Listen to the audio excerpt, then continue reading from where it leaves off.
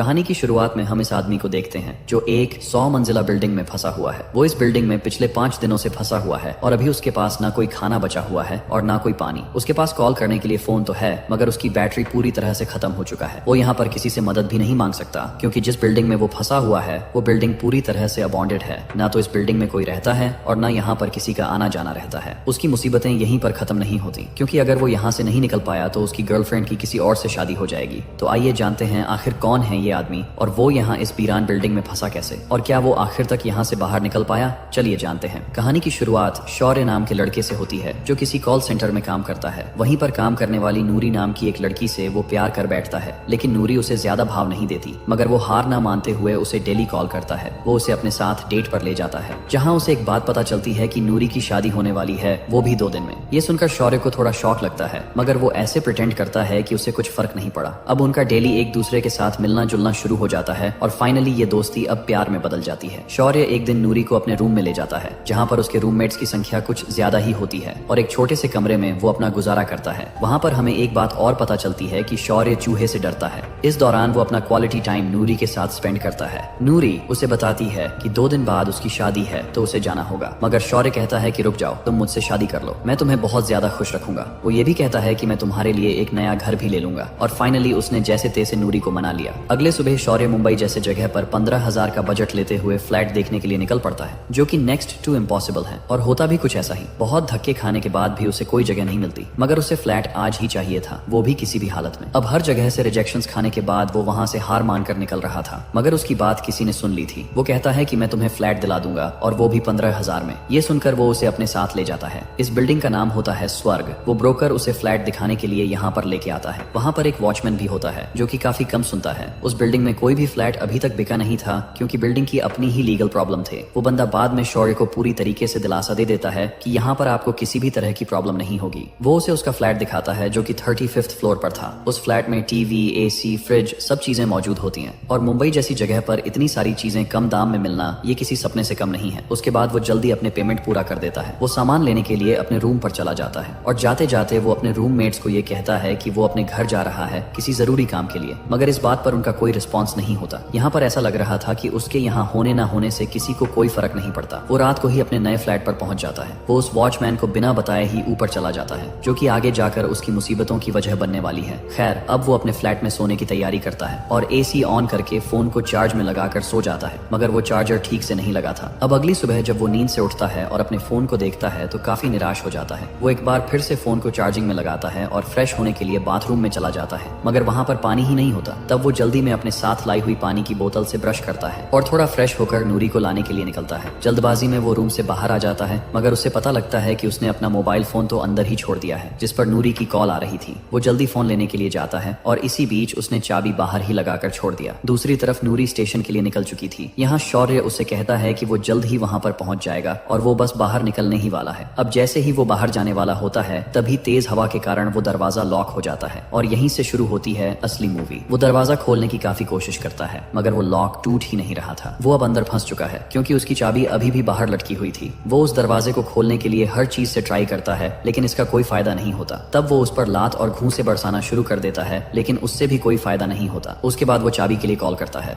मगर उसी टाइम पर उसका फोन भी स्विच ऑफ हो जाता है। वो उसे जल्दी चार्जिंग पर लगा देता है और एसी ऑन कर देता है लेकिन एसी को चलाते ही वहाँ पर शॉर्ट सर्किट हो जाता है और बिजली चली जाती है। क्योंकि ये बिल्डिंग पूरी तरह से फिटिंग नहीं हुआ था तो यहाँ की इलेक्ट्रिसिटी काफी फॉल्टी था और इसी कारण यहाँ पर कोई रहने के लिए नहीं आया। अब यहाँ पर उसकी फोन स्विच ऑफ ही रहेगा। गुस्से में वो दरवाजे पर वार करने लगता है जिससे उसके हाथ पर ही चोट लग जाती है। अब यहाँ पर हम उसकी सिचुएशन को समझ सकते हैं कि बाहर उसका प्यार है और अगर वो आज नहीं गया तो नूरी हमेशा के लिए उससे दूर चली जाएगी। जिसके लिए वो ये सब कर रहा है वो चीजें वेस्ट ही चला जाएगा। मतलब बाहर पहुंचने की तड़प जो अब उसे धीरे धीरे करके अंदर से ही खाई जा रही है। कुछ उपाय न देखते हुए वो बालकनी से गला फाड़कर चिल्लाने लगता है लेकिन 35th फ्लोर से नीचे कोई उसकी आवाज सुन नहीं पाता। ऊपर से वॉचमैन भी कम सुनने वाला था। अब थोड़ी देर बाद वो अपने चोट को साफ करता है। यहाँ पर उसके पास पानी बहुत कम था और खाने के लिए सिर्फ साथ में लाया हुआ एक गुड डे बिस्कुट। उसके बाद वो बैटरी को रब करता है ताकि वो थोड़ी तो चार्ज हो सके और वो कॉल लगाकर किसी को मदद के लिए बुला सके लेकिन उससे भी कुछ नहीं होता। वो गुस्से में अपना फोन पटक देता है। उसके बाद वो बैटरी को धूप में रख देता है लेकिन उससे भी कोई बात नहीं बनती। अब उसकी बाहर जाने की तड़प और ज्यादा बढ़ रही है। ऐसे ही चिल्लाते हुए शाम हो जाती है और फिर शाम से रात और अब चिल्लाते चिल्लाते उसका गला बैठ चुका है। वो थोड़ा पानी और बिस्किट खाकर सो जाता है। उसके बाद जब वो सवेरे चेक चेक करता है तब भी पानी नहीं आया था। तो फिर से वो चिल्लाने के काम पर लग जाता है। वो बर्तनों को भी अपने ग्रिल पर बजाता है, लेकिन फिर से उसकी आवाज कोई नहीं सुन पाता। जल्दी उसे लग चुका था कि अब कोई भी बात नहीं बन रही, तो फाइनली वो उस घर का टीवी नीचे फेंक देता है। वो टीवी को तो फेंक देता है, मगर उसकी आवाज वॉचमैन के कानों तक नहीं पहुंचती,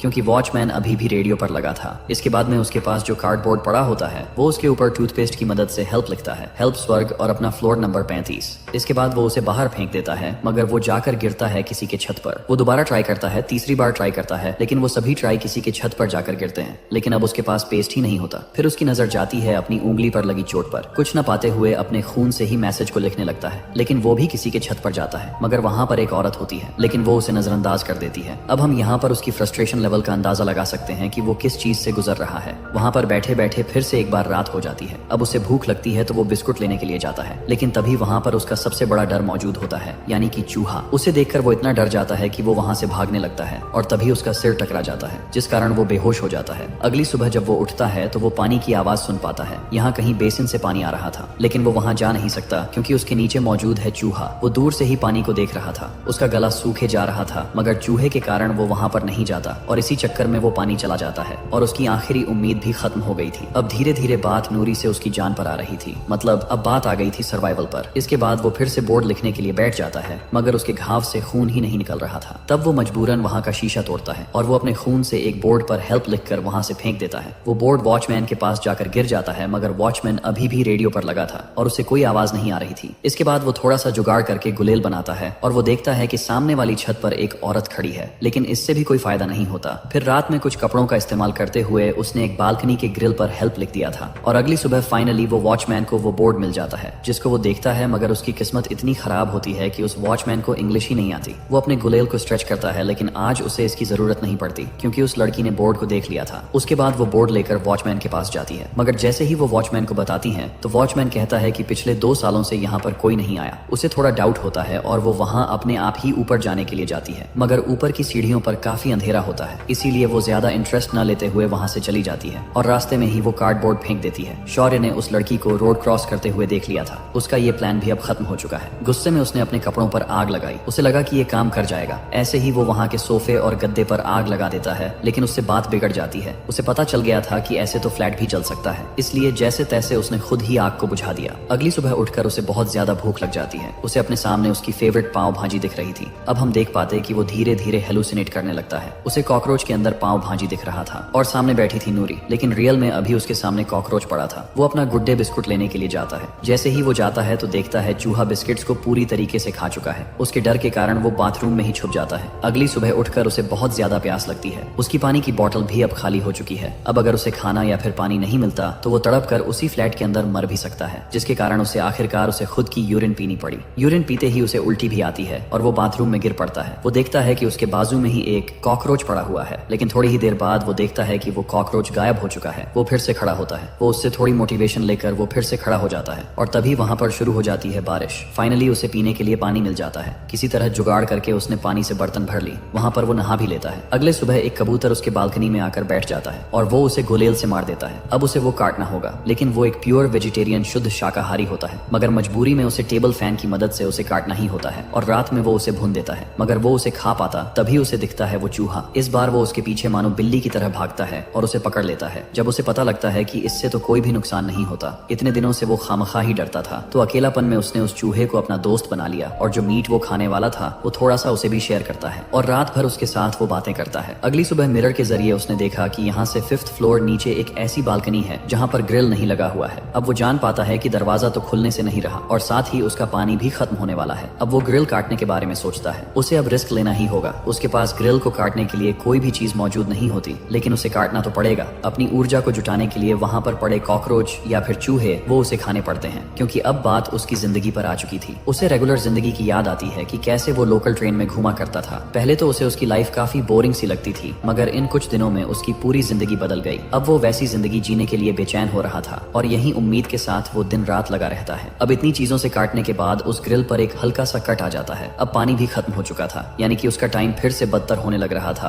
और उसने अपने दोस्त चूहे को भी आजादी दे दी थी। यहाँ पर उसे बहुत प्यास लगी होती है, इसलिए वो गंदा पानी पी लेता है, जिसके कारण उसे फिर से उल्टी आती है। तभी वो अपने सामने उसी कॉकरोच को मरा पड़ा हुआ देखता है, जिसे देखकर अब उसे लगने लगा था कि शायद वो भी इसी कॉकरोच की तरह मर जाएगा, लेकिन उसमें अभी भी हिम्मत बचा हुआ था और उसे यकीन था कि वो यहाँ से जरूर निकलेगा। अगले सुबह वो जूते पहनकर रेडी हो जाता है। अब काटने से काम बन नहीं रहा था, इसलिए वो बिना रुके अपने पैरों से उस पर लात मारने लगता है, जिससे वो ग्रिल टूट जाती है। लेकिन यहाँ पर उसकी मुसीबतें खत्म नहीं हुआ था। वो अभी 35th फ्लोर पर है और उसे 5th फ्लोर नीचे जाना है, वो भी सावधानी से। आखिरकार वो उस बैल्कनी तक पहुंच जाता है, लेकिन वहां पर चलने के लिए बहुत ही छोटा सा रास्ता होता है। अब उसको अपनी सांसों पर भी कंट्रोल करना होगा। उसका एक पैर अगर यहाँ से वहां हो गया तो वो सीधा नीचे गिर सकता है। वो अपनी बेल्ट को वहां के ग्रिल से बांध लेता है और इसी की मदद से वो अपने पैरों को बालकनी तक पहुंचा देता है। और अब उसे धीरे धीरे घूमना था, जो कि काफी ज्यादा मुश्किल है, लेकिन शांत रहकर उसने ये भी कर लिया और आखिरकार वो पहुंच जाता है उस बैल्कनी तक। लेकिन इस फ्लोर पर ग्रिल की जगह शीशा लगा हुआ था, जिसे अब उसे तोड़ना होगा। वो जैसे तैसे लात मारकर उस कांच की दरवाजे को गिरा देता है और फिर वो पहुंचता है उसी दरवाजे तक। अब बाहर की दुनिया में जाने के लिए उसके सांसें फूल रही थी और फाइनली उसका दरवाजा अब खुल जाता है। उसे यहाँ पर मालूम ही नहीं था कि उसे यहाँ पर फंसे हुए कितने दिन हो चुके हैं। लिफ्ट बंद थी, इसलिए वो सीढ़ियों के जरिए से नीचे उतरता है, जहाँ पर वो वॉचमैन अभी भी रेडियो पर लगा हुआ था। उसे ये भी खबर नहीं कि कोई वहां से जा रहा है। उसके बाद हम शौर्य को देख पाते हैं, जो गिरते लुढ़कते हुए रास्ते से जाता है और वो सीधा पहुंचता है हॉस्पिटल। अब हमें एक हफ्ते के बाद का सीन दिखाया जाता है, जहाँ नूरी उससे मिलने के लिए आती है, लेकिन अब तक उसकी शादी हो चुकी थी। उसे लगा था कि शौर्य ने उसे धोखा दिया है और इसीलिए उसने शादी कर ली। शौर्य अभी भी चाहता है कि वो उसकी जिंदगी में आ जाए, लेकिन अब उसकी जिंदगी में कुछ बचा ही नहीं था, इसलिए वो वहां से चली जाती है। शौर्य भी दूसरे दिन से जॉब पर जाने लगता है और वो देखता है कि किसी को रत्ती भर भी फर्क नहीं था कि वो इतने दिनों से कहाँ था। किसी के पास इतना वक्त ही नहीं था कि कोई उसके बारे में पूछे। इसके बाद वो वहाँ के किसी होटल में जाकर अपनी मन पसंदीदा पाव भाजी खाता है। अब हमें कुछ दिनों के बाद का समय दिखाया जाता है, जहाँ शौर्य पूरे सामान के साथ उसी फ्लैट में जाता है, लेकिन वहाँ पर वो वॉचमैन हमें नहीं दिखाई देता और ऊपर जाने पर पता लगता है कि उसके फ्लैट की रेनोवेशन चल रही है। अब उसके फ्लैट में सब कुछ ठीक हो चुका है सिवाय उस ग्रिल के। अब ये ग्रिल और ये रूम उसे अपनी जिंदगी भर ट्रॉमा बनकर याद रहेगा और इसी के साथ ये यादगार और अनोखी कहानी यहीं पर खत्म हो जाता है। तो दोस्तों, कैसी लगी आपको ये कहानी? उम्मीद करूंगा कि आपको ये कहानी पसंद आई होगी।